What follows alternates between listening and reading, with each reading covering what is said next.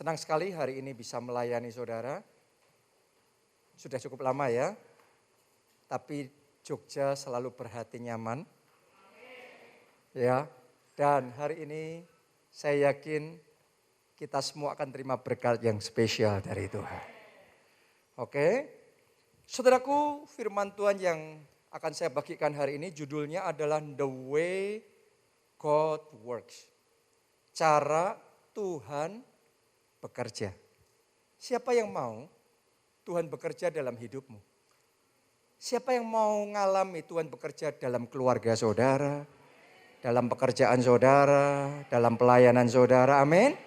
Nah, karena itu kita harus ngerti cara Tuhan bekerja.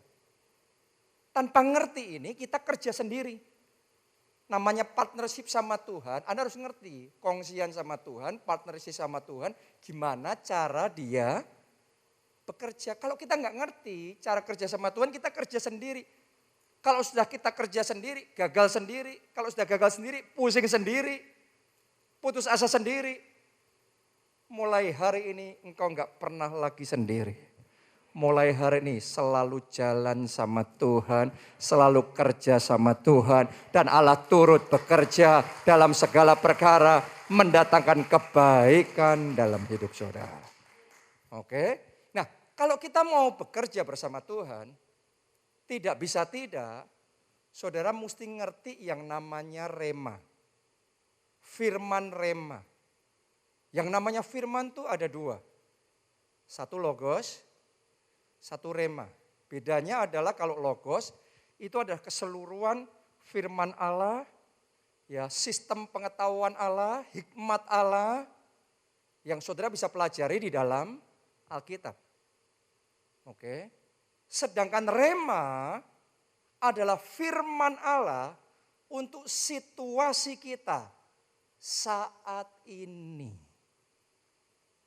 Anda bisa belajar tentang firman logos di dalam Alkitab. Tetapi saudara perlu Roh Kudus menginspirasi Alkitab. Roh Kudus menginspirasi hal-hal tertentu untuk bicara khusus, spesifik terkait situasi kita saat ini. Itu namanya adalah rema. Dan saya juga berdoa sementara khotbah ini disampaikan, ada rema yang Anda tangkap. Saya berdoa sementara Anda baca Alkitab dalam kehidupan setiap hari saudara. Ada rema juga yang Anda tangkap. Kadang-kadang ada perkataan, satu dua ayat. Atau situasi tertentu yang Tuhan pakai untuk bicara sama kita. Ya, saya masih ingat ketika saya ada di bis di India. Terus saya dengar khotbah gereja kita pada waktu itu live streaming. Tentang bangun parit-parit kalau Anda ingat zaman itu. Tiba-tiba Tuhan bicara dalam hati saya, bangun pondok Daud. Dan kata-kata itu simple, bangun pondok Daud. Tapi saya pegang itu, saya tahu Tuhan sedang bicara, itu rema dari Tuhan. Dan ketika kita mulai mengerjakannya di gereja kita, maka banjir mujizat terjadi. Saudara juga ngalami itu. Ya, jadi hari ini saya berdoa setiap orang di tempat ini bisa nangkep rema yang dari Tuhan. Karena itu kita butuhkan untuk situasi kita sekarang.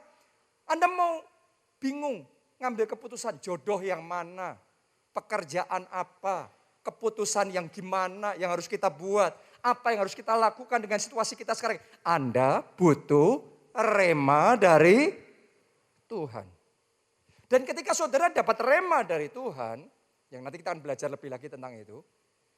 Setelah kita dapat rema dari Tuhan, cara kita memperlakukan rema itu akan menentukan kita akan ngalami enggak Tuhan bekerja dalam hidup kita.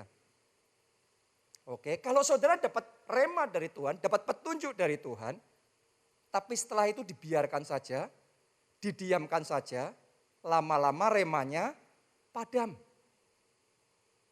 Oke, itu sama seperti kayak arang. Arang sudah ada apinya, menyala pun, tapi kita diamkan. Apa yang terjadi? Padam. Jadi yang namanya rema ketika disampaikan, Ada 1-2 perkataan disampaikan, itu Anda akan kerasa di hati. Itu kayak ada yang nendang gitu. Kayak di hati kayak ada yang, kayak ada letupan gitu, kayak ada gregetnya. Anda bisa rasakan tuh di hati. Kayak ada apinya yang menyala dalam spirit, dalam roh saudara. Iya, ini ada sesuatu Tuhan bicara ini dalam hati saya. Nah, begitu Anda dapat rema seperti itu, tapi setelah selesai ibadah, Anda pulang, terus Anda lupakan, Anda diamkan, rema Anda dapat jadi sia-sia. Beda kalau orang dapat rema, setelah itu dikobarkan. Seperti kayak arang, sudah hidup, terus kemudian dikipasin. Semakin dikipasin, apinya semakin besar. Anda mau panggang sate itu langsung siap untuk dimakan, saudara. Ya, tapi butuh untuk apa? Dikobarkan. Ketika rema itu dikobarkan, remanya jadi kesaksian. Mulai hari ini doa saya, setiap rema yang Anda dapat dari Tuhan selalu jadi kesaksian. Selalu jadi keajaiban. Selalu jadi mujizat dalam hidup saudara. Boleh katakan amin. Kita kasih tepuk tangan yang paling meriah buat Tuhan kita. Nah, gimana cara mengobarkan rema? Kalau Anda sudah dapat rema sesuatu, gimana cara mengobarkan rema? Ya, apapun petunjuk Tuhan dalam hidup saudara. Kayak saya ngerti, oh ketika memimpin harus gini. Tuhan ngomong di momen berikutnya keputusannya harus begini. Arahnya harus seperti ini. Orang ini harus saya temui. Harus bangun yang kayak gini. Nah, ketika dapat rema khusus dari Tuhan seperti itu, maka kita harus mengobarkan. Caranya mengobarkan gimana? Pertama, Anda dapat rema, Anda doakan rema itu. Perlu didoakan.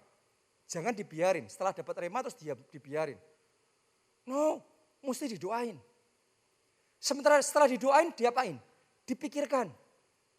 Semakin saudara pikirkan rema, semakin rema itu jadi jelas. Kayak saya ketika Tuhan ngomong bangun Pondok Daud, pertama juga nggak ngerti gimana ya. Tapi setiap hari saya diranjang, mau tidur, saya doa sama Tuhan. Roh Kudus mulai memperjelas, saya memikirkan itu, saya diskusi sama Tuhan, saya ngomong gimana caranya Tuhan. Pondok Daud, ngaturnya gimana nih setiap hari dan lain sebagainya. Sementara saya mendoakan dan semakin saya memikirkan, dari waktu ke waktu rema itu tambah jelas, tambah detail, tambah jelas. Karena rema itu datangnya awalnya biasanya cuma simple, kata-kata yang sederhana. Itu yang saya alami ya. Tapi lama-lama semakin jelas, semakin details. Setelah itu mulai saya rencanakan. Jadi rema itu juga butuh untuk direncanakan. Setelah direncanakan, dikerjakan. Orang boleh dapat rema sepowerful apapun. Kalau dia tidak pernah melakukan apapun tentang rema itu, semuanya jadi sia-sia. Walaupun Yesus sekalipun yang ngomong sama Petrus, Petrus kamu melompat ke atas air. Kalau Petrus nggak pernah melompat ke atas air, ada nggak mujizat Petrus berjalan di atas air?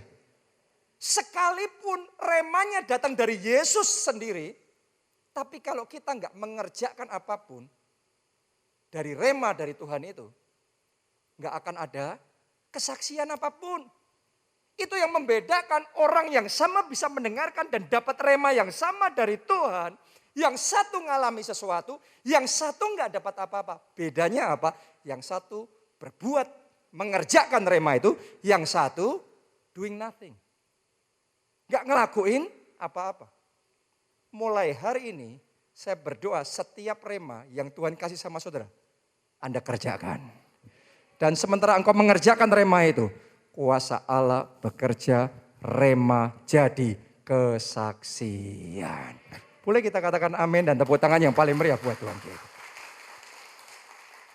Jadi butuh yang namanya kita mengerjakan rema itu. Kenapa? Karena rema, firman rema itu hidup. Saya bacakan ya, Ibrani 4 ayat 12a. Sebab firman Allah apa? Hidup dan kuat dan lebih tajam daripada pedang bermata dua manapun. Ditulis di sana firman Allah hidup. Kalau saudara memperlakukan benda hidup, pasti beda sama benda mati. Betul enggak?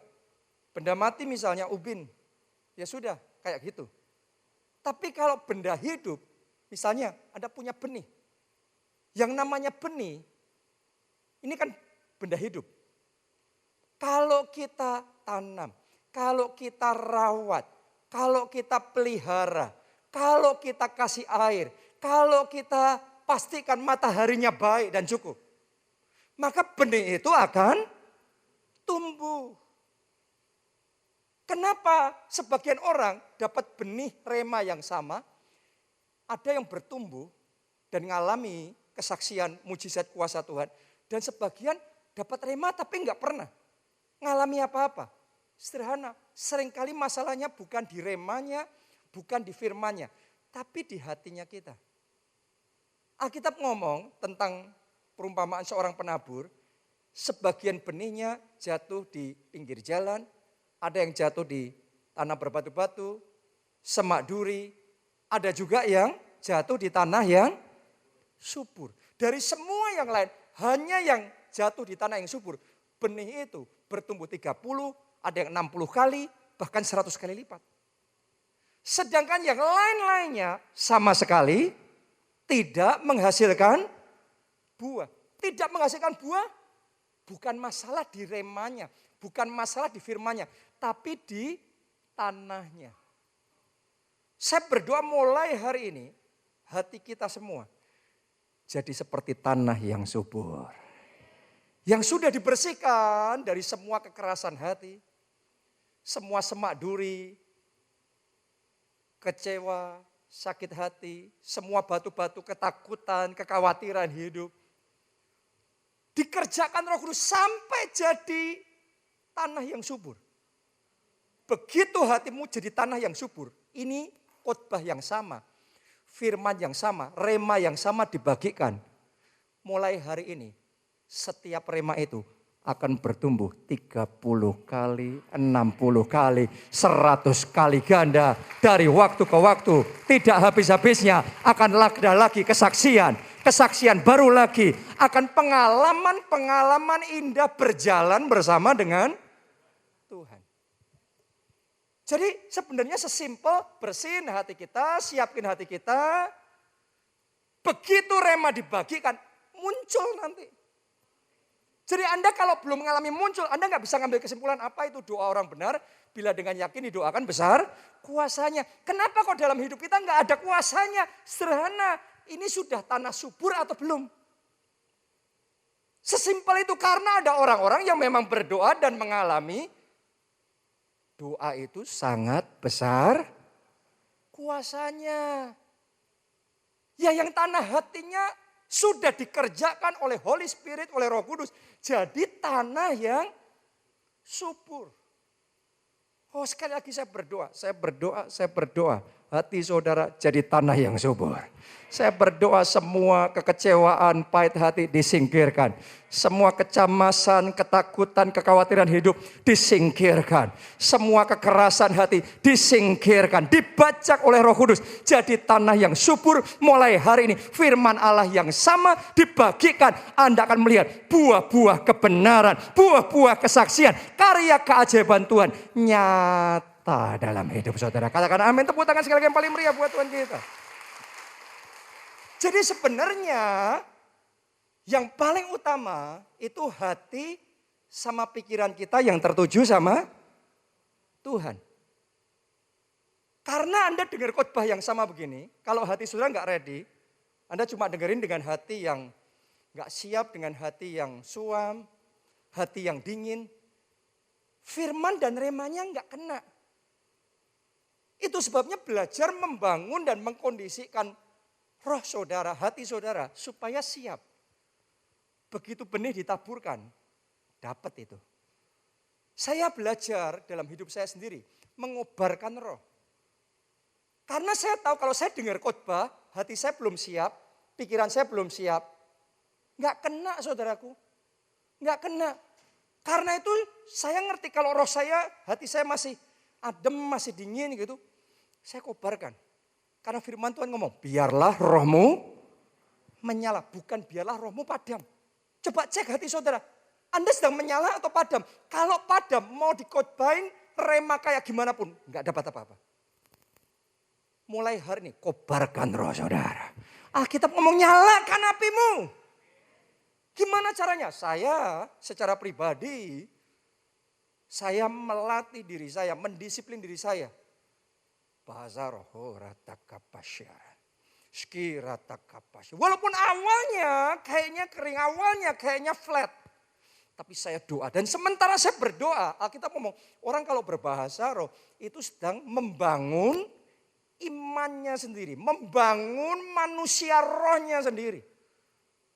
Yang tadinya awalnya kayak flat, kayak dingin gitu. Sampai di titik tertentu bahasa roh itu diambil alih oleh Roh Kudus. Dan sementara diambil alih Roh Kudus, tiba-tiba mulai di hati itu ngerasain. Kobarannya mulai kerasa lagi. Saya berdoa mulai sekarang, kobaran roh saudara mulai terasa lagi. Nyala api itu mulai terasa lagi. Amin. Bangun roh saudara melalui apa? Melalui bahasa roh, melalui doa. Anda yang belum dibaptis Roh Kudus, Anda bisa berdoa. Melalui apa? Pujian, penyembahan. Sebagian orang nggak nangkep waktu pujian penyembahan cuma nonton aja. Anda nonton, rohmu nggak siap. Anda nggak mengobarkan roh. Tapi ketika Anda menyembah, ikut menyembah. Wah haleluya Tuhan engkau luar biasa. Sementara engkau menyembah, rohmu dikobarkan. Dan itu mempersiapkan hati sehingga masuk firman.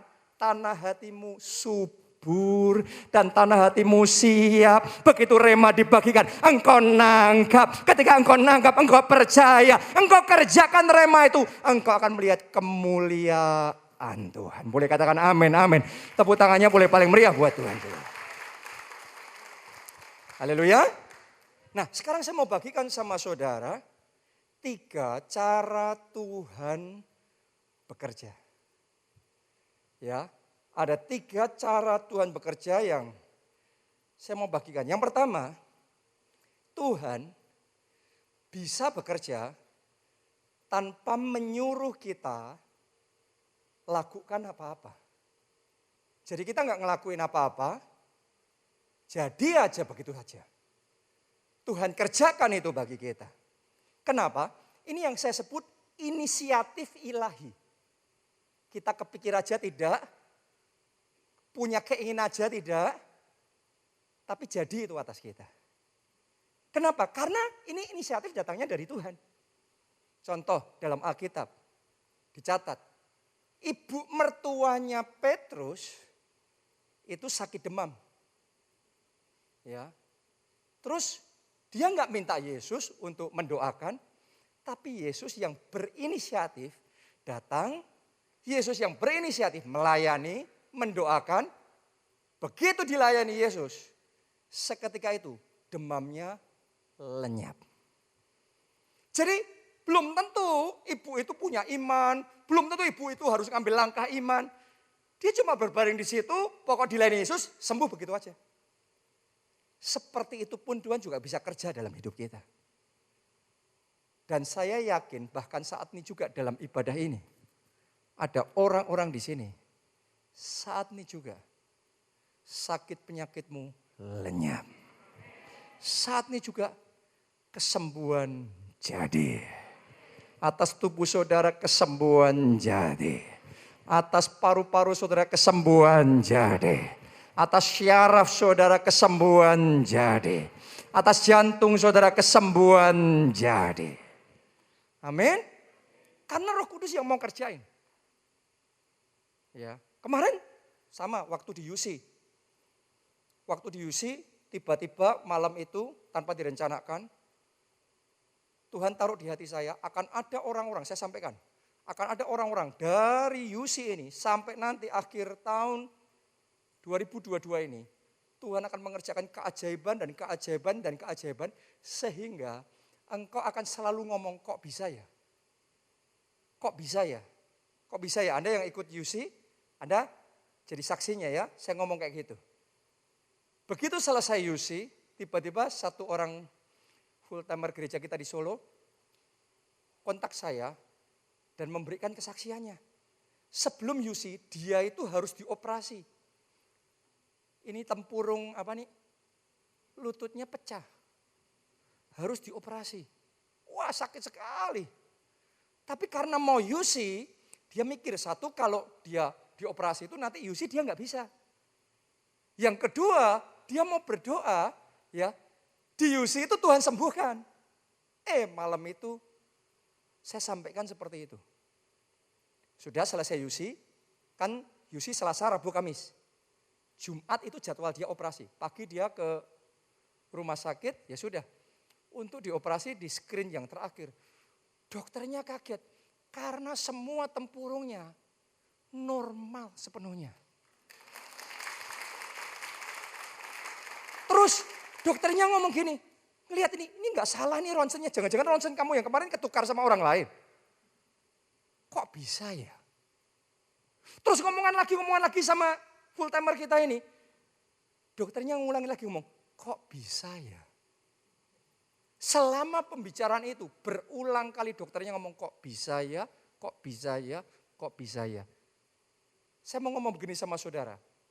Bahkan saat ini juga akan ada orang-orang di tempat ini. Sementara saya bersaksi seperti ini.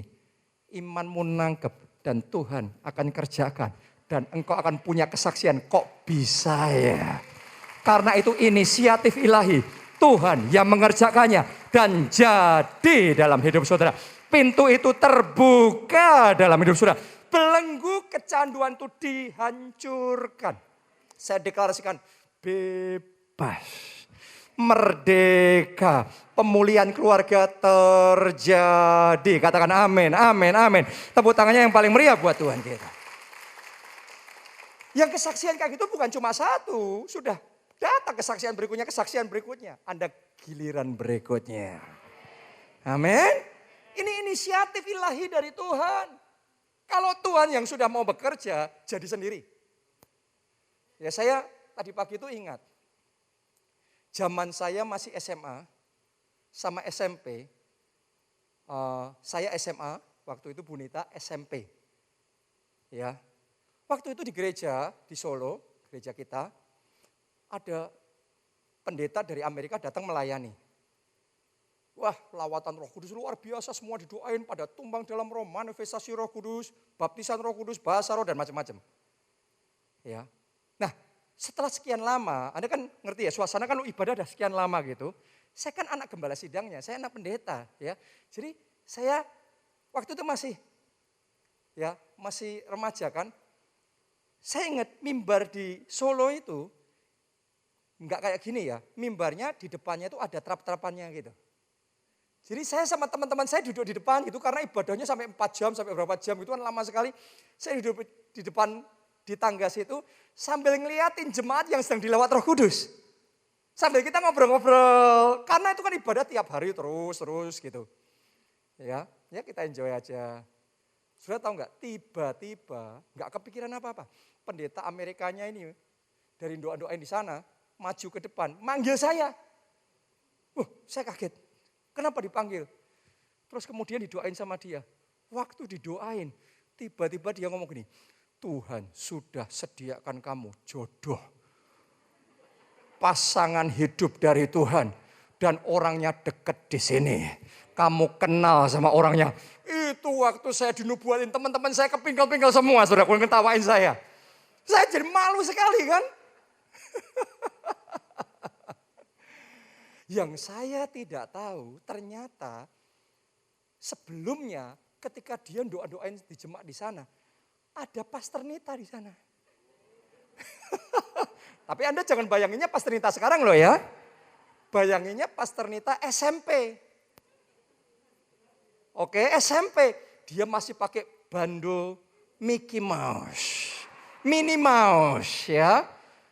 Jadi masih culun-culun begitu saudaraku ya. Dan kemudian pendetanya ini ternyata pada waktu deketin dia sambil ketawa-ketawa. Terus kemudian bandonya dipakai mainan begini. Dan dia nubuatin, Tuhan, ini kepada Pastor Nita ya, Tuhan sudah sediakan pasangan hidup buat engkau. Dan orangnya deket sama kamu sekarang ini. Waktu itu kita cuma teman. Dan saya sampai terheran-heran karena itu kan kita nggak ngerti. Ya, itu teman-teman yang ngerti, saya dinubuatin gitu. Pastor Nita dinubuatin gitu, wah itu sudah jadi heboh saudaraku. Tapi ternyata semua kalau sudah inisiatif Tuhan, kalau sudah rencana Allah, Anda akan melihat ya sesuatu yang ajaib terjadi. Waktu itu kita belum ngerti. Sekarang kan sudah puluhan tahun ini. Ternyata Tuhan tuh ngelihat jauh ke depan apa yang kita tidak bisa lihat. Hari ini saya sama Pastor Nita dipersatukan. Kita bersama-sama melayani Tuhan. Kita bersama-sama jadi saksi Kristus. Memberitakan Injil, menyelamatkan jiwa-jiwa, memperluas kerajaan Allah. Ya, jadi itu inisiatif ilahi. Akan ada orang-orang di tempat ini yang selama ini Anda belum pernah punya pengalaman gitu-gitu. Mulai hari ini dimulai dalam hidup saudara. Terjadi itu dalam hidup. Kuncinya apa? Hatinya, pikirannya, apa? Fokus sama Tuhan. Kenapa ada orang-orang yang ngalami dan orang-orang gak ngalami? Banyak orang salah, fokusnya sama masalahnya. Kalau Anda fokus sama masalah saudara sendiri, gak bisa. Anda gak bisa ngalami kayak gitu. Tuhan mau ngomong sama saudara saja, Anda gak nangkep, gak dapet. Karena fokusnya lain.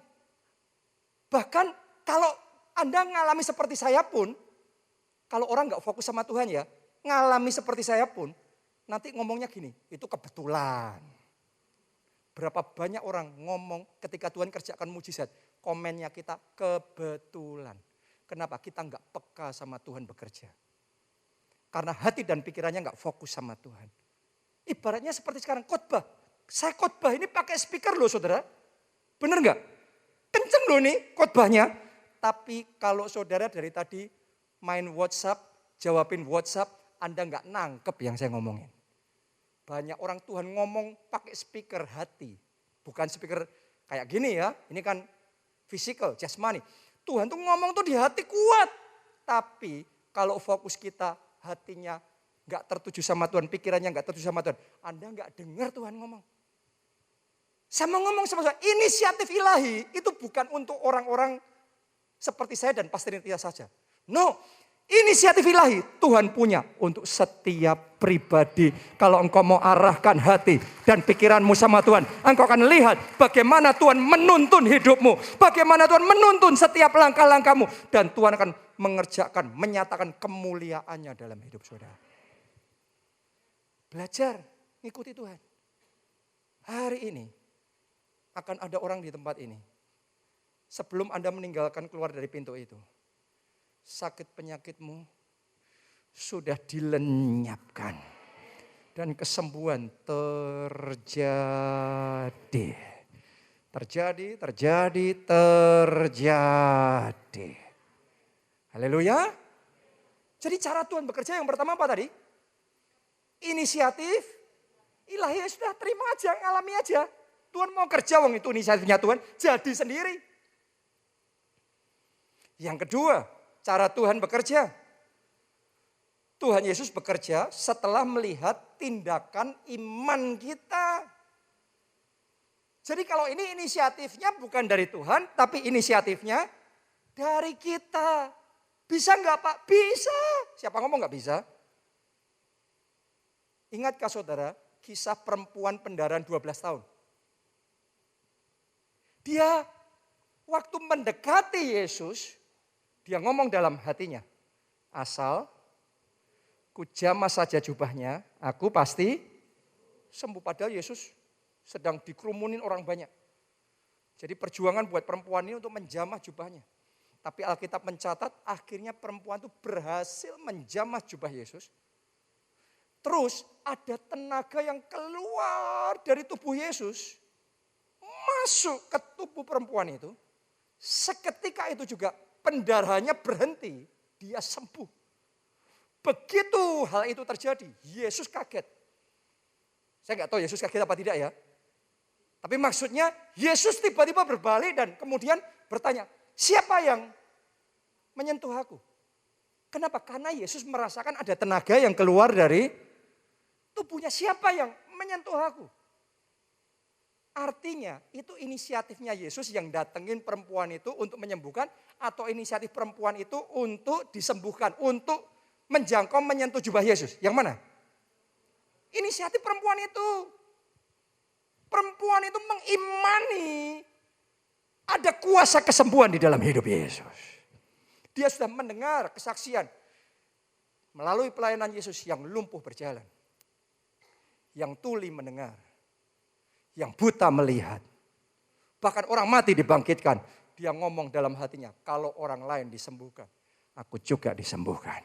Kalau orang lain ditolong, aku juga ditolong. Imannya bangkit walaupun bukan Yesus yang mendatangi dan menyembuhkan dia. Dia yang reaching out to Jesus. Dia menjamah jubah Yesus. Itu tindakan iman, dan tindakan iman kayak gitu dihargai sama Tuhan.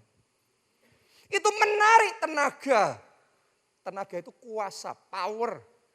Menarik kuasa keluar dari diri Yesus masuk dalam hidup kita. Saya percaya bahkan saat ini juga, kalau bukan Yesus yang mendatangi saudara, tapi Anda percaya dengan firman-Nya, hari ini mujizat jadi. Jawaban doa jadi. Pintu-pintu yang tadinya tertutup sekarang terbuka di dalam nama Tuhan Yesus. Amin. Jadi Tuhan menghargai tindakan iman kita. Tindakan iman kita itu Tuhan lihat, dan seturut iman kita Tuhan kerjakan. Saya sendiri mengalami banyak pengalaman yang seperti itu. Ada hal-hal itu bukan inisiatif Tuhan, tapi kerinduan, keinginan saya. Sama seperti kayak hubungan bapak sama anak ya. Saya punya anak-anak saudaraku ya. Ada momen mereka nggak minta pun, saya yang kepengen ngasih sesuatu surprise buat mereka. Benar nggak? Tapi ada momen-momen yang lain di mana bukan saya yang kepengen ngasih, mereka yang minta saya kasih. Bukankah Dia, Allah kita, Bapak surgawi yang baik? Alkitab yang ngomong, bapak mana yang anaknya minta roti, dikasihnya batu. Minta ikan, dikasihnya ular. Kalau kamu bapak dunia saja bisa ngerti ngasih pemberian yang baik sama anak-anakmu, terlebih lagi bapak di surga. Jadi waktu anaknya minta, dia akan ngasih yang baik. Mulai hari ini kalau minta sama bapak, jangan kayak takut-takut. Dijawab enggak ya? Mintalah sebagai anak yang ngerti, punya bapak yang sayang, punya bapak yang mengasihi, punya bapak yang rindu memberikan yang terbaik buat anak-anaknya. Tahukah saudara, doa orang benar salah. Diulangi sekali lagi, doa orang benar. Yes, bila dengan yakin didoakan, besar kuasanya. Saya tanya sama saudara, kalau orang lain datang sama seorang bapak, minta ini, minta mobil pak. Sama kalau anaknya yang ngomong, minta mobil pak. Keyakinannya sama apa beda? Beda. Kalau saudara anak yang disayang sama bapak, ada confident dalam hati saudara, Anda mintanya beda. Orang yang ngerti doa dimensinya anak sama bapak kayak gitu. Yang doanya dengan yakin didoakan. Mulai hari ini sadari bapak surgawi enggak seperti bapak duniawi. In case kalau Anda punya bapak duniawi yang enggak baik.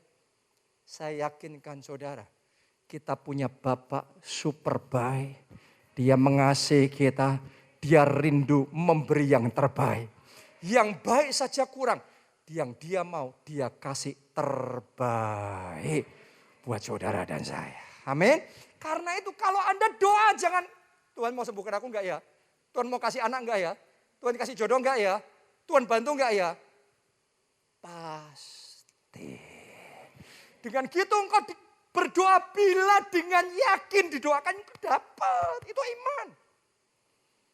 Itu yang menarik kuasa Tuhan. Karena ada iman. Iman itu yang menarik kuasa Tuhan bekerja. Mujizat terjadi. Amin. Saya pernah ngalami ketika zaman itu ya. Saya memulai merintis gereja kita ini, tahun-tahun awal enggak bertumbuh. Saya sudah coba macam-macam enggak bertumbuh. Akhirnya saya doa firman di rumah tiap hari. Dan ketika saya doa firman, saya mulai dapat pewahyuan. Oh, ternyata Tuhan Yesus kalau berdoa, ada kesembuhan terjadi. Dulu waktu saya sekolah Alkitab, saya sudah baca itu. Tuhan Yesus menyembuhkan orang sakit. Saya sudah baca Alkitab bolak-balik, tapi kayaknya biasa aja. Itu kayaknya cerita biasa. Tapi begitu saya doa firman, tiba-tiba kayak Alkitab itu jadi sebuah realita buat saya yang begitu clear, begitu nyata. Oh, saya tiba-tiba kisah yang sama sekarang saya bisa lihat. Ini rahasianya. Ternyata kalau kita percaya ada kuasa Tuhan benar-benar bekerja, yang sakit benar-benar bisa sembuh. Bangkit iman saya. Karena dapat pewahyuan, revelation. Begitu saya dapat pewahyuan revelation, saya ambil langkah iman. Waktu saya mimpin ibadah seperti ini, ya, saya ambil langkah iman. Siapa di tempat ini yang sakit? Taruh satu tangan di bagian yang sakit. Satu tangan angkat di hadapan Tuhan. Ngomongnya mantep, tapi di hati deg-degan, saudaraku. Karena itu benar-benar pertama kalinya saya berdoa untuk orang sakit. Dan belum pernah ada mujizat-mujizat yang Tuhan kerjakan melalui hidup saya pada waktu itu. Jadi di hati deg-degan, tapi nekat. Ya, pokok mengimani, percaya. Kenapa? Karena saya melihat pewahyuan itu. Bahwa tanda orang percaya, tumpang tangan pada sakit. Si sakit disembuhkan. Oke. Dan kemudian saya berdoa. Setelah berdoa, selesai amin. Sekarang periksa bagian tubuh yang sakit. Anda yang masih ingat ya, zaman itu kita ibadahnya di auditorium RRI Gejayan. Saya masih ingat waktu itu, kita sewa di sana. Saya ngomong, sekarang periksa semuanya. Kalau Anda merasa ada perbedaan, ada kesembuhan terjadi, waktu saya ngomong, tolong angkat tangan. Saya kaget, saudaraku, ternyata ada yang angkat tangan. Cukup banyak yang angkat tangan. Dan saya tanyain, Bapak kenapa? Oh, saya undang maju ke depan ya, saya ingat. Saya undang maju ke depan. Saya tanyain, gimana? Ternyata ada yang bersaksi, tumornya, terus ada daging yang tumbuh nggak wajar ya, nggak seharusnya, benjolan-benjolan gitu. Seketika itu juga lenyap. Ada jemaat, saya masih ingat, ada jemaat yang satu telinganya normal, satu telinganya nggak dengar. Tapi ketika kuasa Tuhan bekerja menjamah, telinga yang nggak dengar ini terbuka dan dua-duanya mendengar. Dan mujizat kesembuhan kayak itu banyak sekali. Coba saudara renungkan. Ternyata kalau kita percaya sama firman Tuhan, dapat pewahyuan, saudara percaya sama firman Tuhan. Anda ambil langkah iman berdasarkan firman itu. Iman itu menarik kuasa Tuhan bekerja. Di situ mujizat terjadi. Saya kok ngerasa ya di tempat ini ada orang-orang yang sedang ditantang oleh Tuhan untuk ambil langkah iman. Anda ragu-ragu selama ini. Tapi mulai hari ini engkau melangkah dengan iman. Engkau melangkah dengan iman. Melangkah dengan iman antara ya tidak itu kadang-kadang tawar-tawaran di hati kan. Teguhkan hati saudara. Kuatkan hati saudara. Kayak Yosua. Yosua itu sudah 40 tahun, 45 tahun. Di padang gurun putar. Jadi ketika Tuhan ngomong, sekarang masuk ke tanah perjanjian. Bisa enggak ya? Bisa enggak ya? Kadang-kadang ada kekhawatiran gitu. Makanya Tuhan ngomong sama Yosua, kuatkan dan teguhkan hatimu. Untuk kelas Yosua aja enggak tanpa hambatan loh. Enggak ada takut sama sekali, enggak ada ragu sama sekali. No. Tuhan ngomong berulang-ulang, Yosua, kuatkan hatimu. Teguhkan hatimu, itu diulangi terus-menerus. Berarti Yosua banyak takutnya. Banyak khawatirnya. Jadi kalau Anda banyak takut dan khawatirnya, it's okay. Tapi engkau harus kuatkan hatimu. Engkau harus teguhkan hatimu. Dan ketika engkau teguhkan, kuatkan hatimu seperti Yosua, dia maju dengan iman. Lihat bagaimana Tuhan menyertai Yosua. Sampai tanah perjanjian dia dapatkan. Tuhan akan menyertai saudara. Kemenangan terjadi. Terobosan terjadi. New level of glory, level kemuliaan yang baru, yang lebih besar. Tuhan manifestasikan dalam hidupmu. Boleh katakan amin. Kita kasih tepuk tangan yang meriah buat Tuhan kita. Yang ketiga, Tuhan Yesus bekerja melalui ketaatan kita. Jadi kalau yang ini, gini. Kalau yang pertama tadi apa? Inisiatif ilahi. Kalau yang kedua, tindakan iman kita. Oke, kita mengimani pewahyuan dari Tuhan. Kalau yang ketiga, Tuhan akan ngomong, kamu lakuin ini. Jadi Tuhan kasih rema. Sementara kita ngelakuin rema yang dari Tuhan, baru Tuhan bekerja. Seperti Naaman. Masih ingat kisah Naaman? Ini jenderal perang, panglima besar, negeri Aram. Tapi punya masalah penyakit kusta. Ya, tapi dia mendengar ada nabi di Israel, Nabi Elisa yang Tuhan urapi dan bisa menyembuhkan. Jadi dari jauh dia datang, mau ketemu sama Nabi Elisa. Tapi nggak ditemuin. Ada di situ tapi nggak mau ketemu. Cuma nyuruh asistennya, Gehazi. Dan kemudian nyampein pesan. Kalau kamu mau sembuh, nyemplung Sungai Yordan 7 kali. Saya mau tanya sama saudara, panglima tertinggi loh. Berarti ini pejabat besar apa tidak? Yes, kalau dia kemana-mana, menurut saudara, raja pun nemuin dia enggak? Ya, tapi sama hamba Tuhan enggak ditemuin. Dites itu, kadang-kadang Tuhan melihat kerendahan hati kita.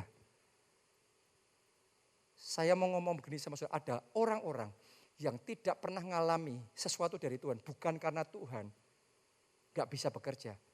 Tapi karena dia mau melihat kerendahan hati kita terlebih dahulu. Dan saya berdoa, kalau Anda datang ke rumah Tuhan, Anda beribadah, datanglah menghadap Tuhan dengan merendahkan hati. Boleh katakan amin saudaraku. Itu yang dilakukan Naaman ini. Dia harus merendahkan hati, bahkan akhirnya, singkat cerita aja ya. Benar-benar nyemplung ke Sungai Yordan 7 kali. Waktu dia nyemplung sekali, sudah sembuh belum? Belum. 2 kali? Belum. Baru ke-7 kalinya Alkitab mencatat.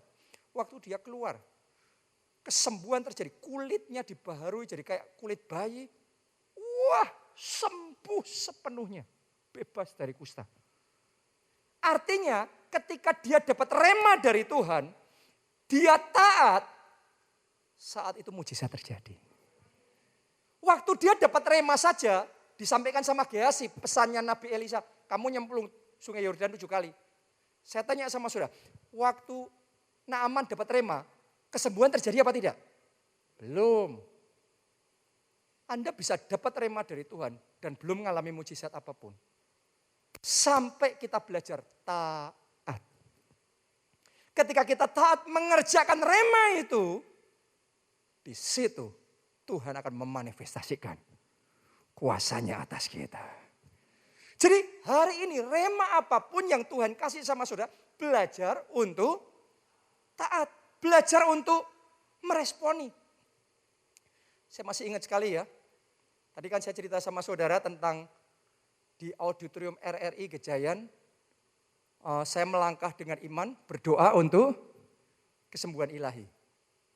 Dan kuasa Tuhan bekerja. Setelah itu enggak berapa lama, tetap aja kan gereja kita belum bertumbuh sampai kayak gimana kan belum bertumbuh waktu itu. Di RRI belum loh. Tiba-tiba suatu hari, waktu saya berdoa, Tuhan itu tiba-tiba ngasih rema, kayak bicara sama saya. Rumah makan adem ayem. Anda ingat gak zaman itu? Gedung yang ada di depan BCA Sudirman Pusat. Ya, sekarang dipakai apa ya Pak ya? Kosong. Oke. Setelah adem ayem dulu sempat Indosat atau Telkomsel ya itu. Kalau nggak salah itu, sekarang kosong. Ya. Nah, ceritanya berapa minggu sebelum itu, Saya yang diminta untuk mendoakan peresmian rumah makan Adem Ayem di gedung tersebut. Ya, tapi saya waktu itu nggak kepikiran apa-apa, ya sudah doain aja, selesai sudah pulang. Tiba-tiba setelah kuasa Tuhan terjadi, mujizat-mujizat terjadi di Kejayaan waktu itu, tiba-tiba Tuhan bicara dalam hati saya. Rumah makan Adem Ayem, pakai tempat itu untuk ibadah. Wih, saya kaget saudaraku. Dan saya tahu itu Tuhan sedang bicara, itu rema itu. Itu rema itu. Kalau Anda arahkan hati pikiranmu, parabolamu sama Tuhan, muncul suara Tuhan. Kayak radio kan, radio Anda putar yang benar, tertuju, cocok sama frekuensinya radio itu. Muncul bunyinya, kalau belum terarah, nggak muncul. Jadi rema itu pasti muncul kalau hatimu terarah sama Tuhan. Kalau pikiranmu terarah sama Tuhan, pasti muncul. Tidak bisa tidak, itu pasti muncul. Kalau sudah muncul pun, Anda nggak terarah lagi. Saya sudah terlalu sibuk sama yang lain, saya nggak fokus sama Tuhan. Saya jadi susah dengar suara Tuhan. Untuk dengar lagi, saya mulai balik ngarahin diri lagi. Dalam doa puasa, terus ngondisiin hati sama Tuhan. Muncul pasti. Tuhan kita tuh hidup. Dia bukan nun jauh di sana. Dia selalu ada bersama dengan kita. Dan dia mau berbicara kepada kita. Dan dia mau menuntun langkah hidup kita. Dan dia mau memberi rema kepada kita. Saudara juga mulai hari dengar suara Tuhan. Mulai hari dapat rema dari Tuhan. Amin. Tiba-tiba saya dapat rema rumah makan Adem Ayem. Untuk ibadah. Saya calling langsung pemiliknya. Saya telepon, ternyata dia baru bangun tidur, saudaraku. Lagi bangun tidur, boleh nggak dipakai? Oh ya boleh, katanya saudaraku. Langsung saya tawar harganya segini, langsung oke, saudaraku. Akhirnya jadi. Begitu kita masuk, pakai di situ, sudah tahu nggak? Yang selama itu ibadah nggak pernah bertumbuh. Begitu di rumah makan Adem Ayem, gereja yang sama loh, semua pengurus yang sama loh, jemaat yang sama loh. Ketika ngikuti tuntunan Tuhan, tiba-tiba semuanya berubah. Begitu buka di Adem Ayem, ibadah pertama langsung penuh. Ibadah kedua langsung penuh. Ibadah ketiga penuh, 4 penuh, 5 penuh. Terus tambah tempat berikutnya, terus lagi berikutnya, terus lagi berikutnya. Dan sampai hari ini, saya percaya sampai Yesus datang kedua kalinya. Tuhan akan terus bawa kita from glory to glory. Dari kemuliaan pada kemuliaan. Dari kemuliaan pada kemuliaan yang semakin besar. Jadi ternyata sama seperti janda yang disuruh ngumpulin tempayan. Terus menuangkan minyak dalam buli-bulinya itu. Minyak punyanya cuma segini. Disuruh ngumpul, disuruh nuangin di tempayan. Ya habis lah. Ternyata gak pernah habis. Kenapa? Kalau rema dari Tuhan tidak pernah habis. Anda ngikuti rema dari Tuhan, engkau melihat kemuliaan Tuhan. Amin. Jadi ini cara Tuhan bekerja. Jadi mulai hari ini antena hati dan pikiranmu harus tertuju sama Tuhan. Maka saudara akan mulai dengar rema dari Tuhan. Saya ngalami saudaraku ya. Nah ini karena sebentar lagi kita akan mulai, saya cerita sama saudara. Gedung gereja kita yang baru di Jakarta, di Pantai Indah Kapuk itu, di PIK. Ya, itu benar-benar demonstrasi contoh yang paling gampang menjelaskan khotbah hari ini. Yang pertama itu inisiatif ilahi. Kenapa? Karena itu bukan sesuatu yang kita doakan, kita usahakan, kita minta, kepikir saja tidak. Bahkan waktu itu kita ngomong gini, saya sama Pastor Nita sama Pastor Obaja yang ngomong, untuk Jakarta sudah dulu deh. Karena belum terlalu lama, baru setahun kalau nggak salah, Soho Capital, lantai 11 itu jalan. Belum terlalu lama. Ya. Jadi kita ngomong, wah Jakarta sudah dulu. Jakarta sudah dulu. Saat kayak gitu saudaraku, Tuhan itu kalau sudah inisiatif ilahi dari Tuhan itu sudah melampaui pikiran kita. Tiba-tiba saya ditelepon, diajak ketemuan. Awalnya saya nggak mau, itu sampai beberapa bulan baru saya temuin. Ketika saya nongkrong di Starbucks, saya ingat, oh iya waktu itu telepon ya berapa bulan. Terus saya telepon balik, ayo kita ketemuan sekarang, pas bisa ketemuan saudaraku.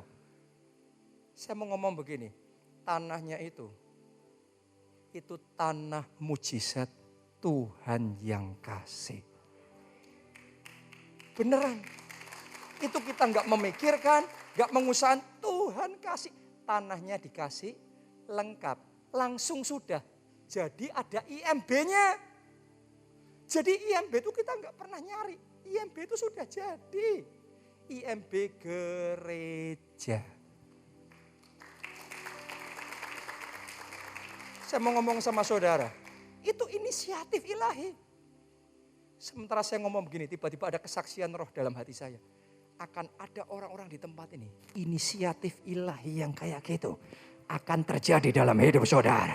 Akan Tuhan kerjakan dalam hidup saudara. Amin.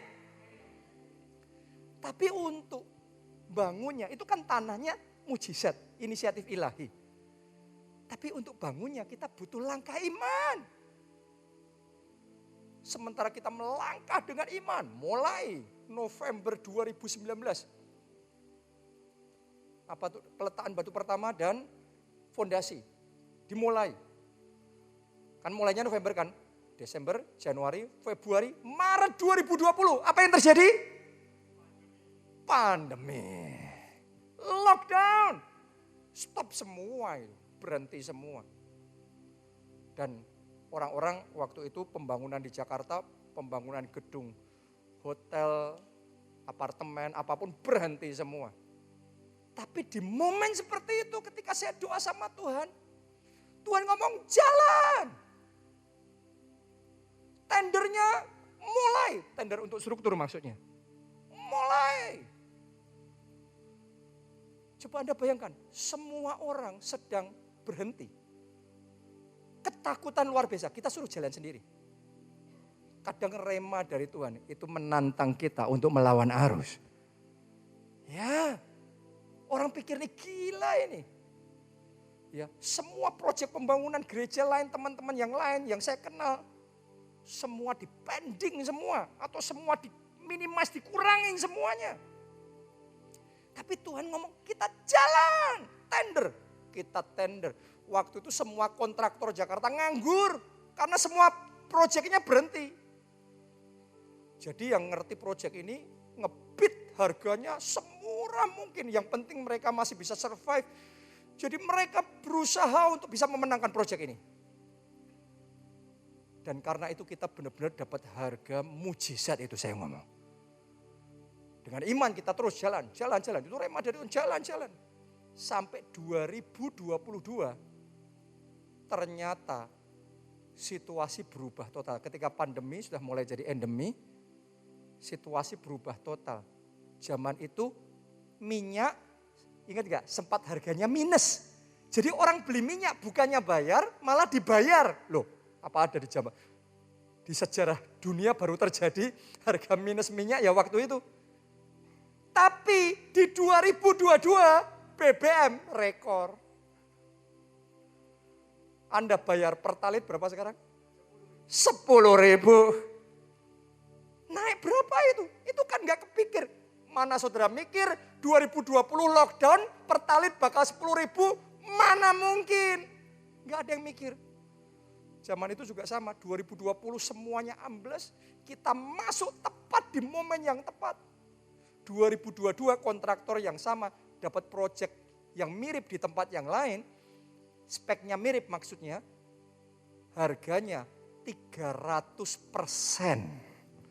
3 kali lipat. Kalau 3 kali lipat dari 100.000 rupiah, ya 300.000 rupiah. Kalau 3 kali lipat dari gedung 9 lantai, berapa ratus miliar itu. Dan itu per lantai 2.000 meter persegi naik ke atas 9 lantai. Saya mau ngomong begini sama saudara. Ngikuti rema Tuhan kadang-kadang gak masuk akal. Ngikuti rema Tuhan kadang-kadang dianggap gila. Tapi kalau Anda jalan sama Tuhan, engkau akan melihat kemuliaan Tuhan. Haleluya. Jadi itu dalam hidupmu, jadi itu dalam hidupmu. Itu jadinya karena Tuhan. Tapi butuh dari pihak kita ngeresponi Tuhan. Kalau Naaman, gengsi, turun di sungai Yordan nyemplung. Dia nggak ngalami apa-apa. Tapi karena dia mau merendahkan hati dan dia mau taat, terjadi itu. Terjadi juga dalam hidupmu. Terjadi juga dalam hidupmu. Saya kok tiba-tiba melihat, saya nggak ngomong ini di ibadah yang pagi. Saya tiba-tiba melihat ini, saat ini. Ada orang-orang di tempat ini. Secara finansial, Anda akan diperbesar. Anda akan diperluas. Secara bisnis pekerjaan akan dilipat gandakan. Kapasitasmu akan dibawa ke level yang belum pernah engkau alami sebelumnya. Terjadi itu dalam hidup saudara. Terjadi dalam hidup saudara. Sudah tahu nggak? Kemarin siapa yang datang hari Sabtu? Di Star kemarin. Oh, berarti banyak yang datang. Saya cerita sama saudara. Kemarin itu saya tiba-tiba sebelum berangkat ke Star, Tuhan bicara, kasih rema. Pandanglah sekelilingmu. Lihatlah ke utara, selatan, timur, barat. Apa yang kau lihat? Kuberikan kepadamu. Itu Sabtu siang kemarin Tuhan ngomong gitu sama saya. Saya tuh gak kepikir saudaraku. Karena kenapa? Saya tuh ngerasa Tuhan tuh sudah ngasihnya kita kebanyakan. Coba di masa pandemi gedung Impact jadi. Gedung PIK Jakarta jadi. Bener gak? Gereja kita di Solo Tuhan kasih tanah 20 hektar. 200 meter persegi. Itu bukan di antah berantah. Itu cuma 15 menit dari gereja kita di Widuran. Dekat sekali. 20 hektar. Jadi kita tuh ngerasanya wah sudah luar biasa baik banget. Banyak banget Tuhan ngasih. Ternyata belum berhenti loh saudara. Tuhan kemarin siang ngomong. Pandanglah sekelilingmu. Lihat ke utara, selatan, timur, barat. Yang kamu lihat kuberikan kepadamu. Saya nggak tahu sama saudara ya, ada orang ya gitu, dapat rema, amin setelah itu nggak ngelakuin apa-apa. Makanya nggak pernah ngalami apa-apa. Belajar kalau dapat rema, do something about it. Kerjakan rema itu. Sudah tahu nggak apa yang saya kerjain? Tadi pagi ibadah mulai jam 7. Saya sudah keluar dari rumah jam 6. Kenapa? Saya melihat ke Jogja Utara, Jogja Selatan, Jogja Barat, Jogja Timur. Saya ngelilingi ring road tadi saudara. Sama Pastor Nita. Jadi pagi-pagi jam 6 kita doa keliling dulu sebelum sampai di tempat ini. Hari ini saya baru bisa ceritanya kayak gini sama saudara. Tapi tunggu tanggal mainnya. Yang saya tahu kalau kita ngikuti rema dari Tuhan, dia tidak pernah mengecewakan kita. Dia akan mengerjakan sesuatu yang lebih dari yang kita pikirkan dan bayangkan. Saya tahu ada orang-orang di sini yang sering dapat rema, tapi selama ini sedikit mengerjakannya. Makanya nggak ada kesaksian. Mulai hari ini komit setiap rema yang Tuhan kasih sama saudara, kerjakan. Sementara engkau mengerjakannya, engkau akan melihat kemuliaannya dinyatakan. Siapa yang mau bergerak seturut rema tuntunan Tuhan? Ini waktunya. Ini waktumu roh. Bangkit berdiri, bangkit berdiri. Penuhi setiap hati yang haus akanmu. Lakukan perkara yang mustahil setiap hari. Mari angkat dua tangan, katakan. Ini waktumu Roh Kudus penuhi setiap hati yang haus akanmu. Lakukan perkara yang mustahil setiap hari. Bergerak sekali lagi. Ini waktumu Roh Kudus penuhi setiap hati yang haus akanmu. Lakukan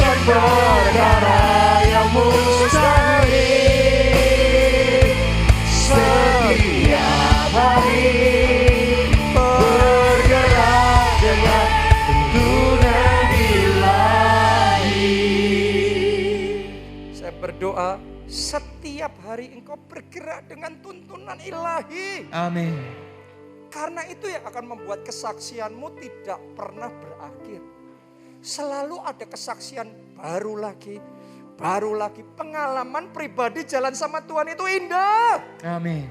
Saya bukan hanya menyaksikan sama saudara kesaksian 20 tahun lalu, 30 tahun lalu, 10 tahun lalu.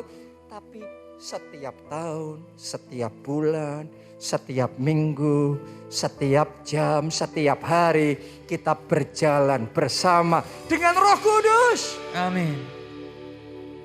Itu kunci. Dibawa Tuhan from glory to glory terus. Jangan cuma pernah ngalami kemuliaan Tuhan terus berhenti.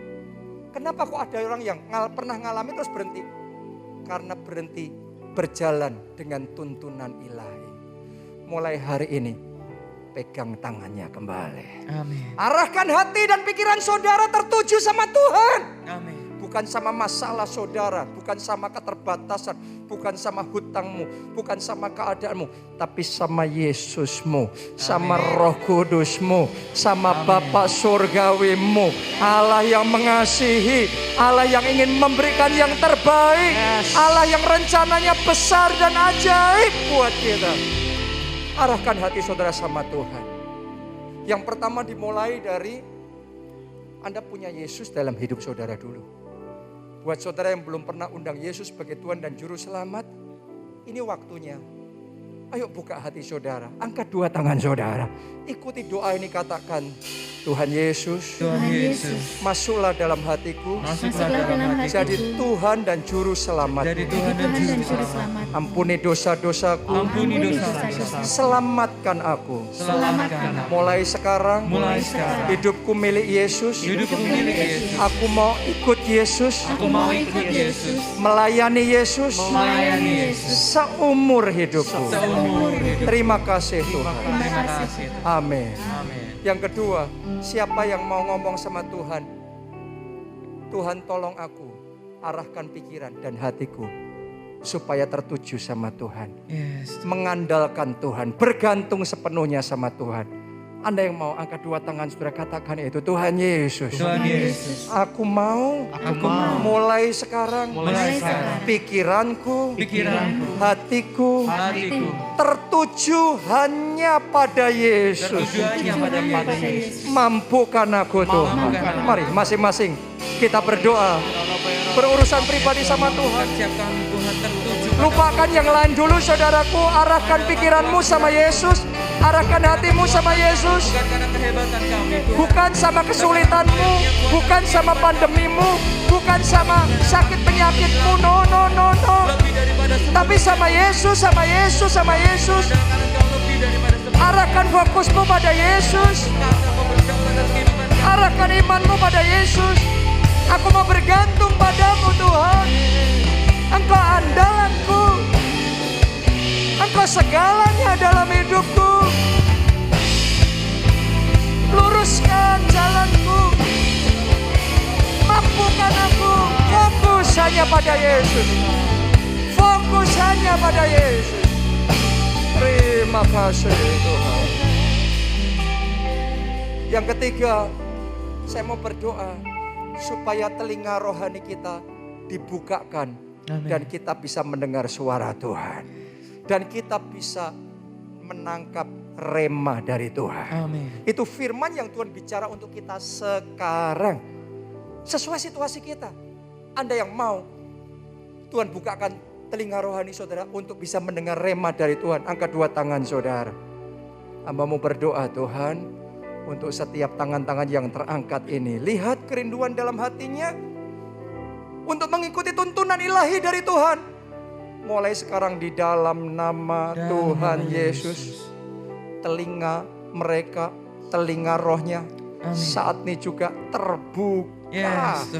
Terbuka. Amin. Mulai hari ini telinga ini akan mulai mendengar.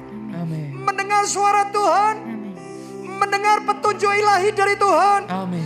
Bisa mendengar rema dari Tuhan. dan juga mau taat. Siapa yang mau taat katakan, aku mau taat Tuhan.